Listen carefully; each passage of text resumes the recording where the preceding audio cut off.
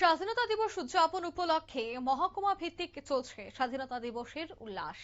ঠিক তেমনি এবার যে ছবি আপনারা দেখতে পাচ্ছেন তা হচ্ছে উদয়পুর মহকুমা, যেখানে শাসক কার্যালয়ে মহকুমা ভিত্তিক স্বাধীনতা দিবস পালিত হয়েছে। জাতীয় পতাকা উত্তোলন করেন বিধায়ক অভিষেক দেব রায়। ৮০তম স্বাধীনতা দিবস উপলক্ষে উদয়পুর মহকুমা শাসক কার্যালয়ে জাতীয় পতাকা উত্তোলন করেন মাতাবাড়ি বিধানসভা কেন্দ্রের বিধায়ক তথা বর্তমানে প্রদেশ বিজেপির সভাপতি অভিষেক দেব রায়। অনুষ্ঠানে উপস্থিত ছিলেন উদয়পুর মহকুমা শাসক ত্রিদীপ সরকার সহ প্রশাসনের অন্যান্য আধিকারিকরা। এদিন বিধায়ক অভিষেক দেব রায় বলেন, বহু ত্যাগ, কষ্ট এবং রক্তের বিনিময়ে দেশ স্বাধীনতা অর্জন করেছে। তাই স্বাধীনতার প্রকৃত মূল্য নতুন প্রজন্মকে জানাতে হবে এবং তাদের দেশপ্রেমে উদ্বুদ্ধ করতে হবে। কি বললেন এ বিষয়ে বিধায়ক অভিষেক দেব রায়, শোনাবো। কি দেখলাম আমরা মোদীজির বলিষ্ঠ নেতৃত্বে আমরা দেখেছি যে স্বাধীন ভারত হয়েছে।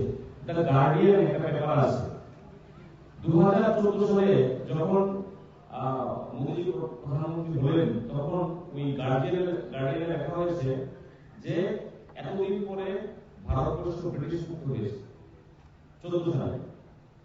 তাহলে তারপর আমরা একের পর এক স্টেপগুলো দেখলাম, যেরকম আমরা দেখলাম যে আমাদের পার্লামেন্ট যেখানে মন্ত্রীরা বসেন সেই জায়গাটাকে নাম দেওয়া হয়েছে কর্তব্য পদ।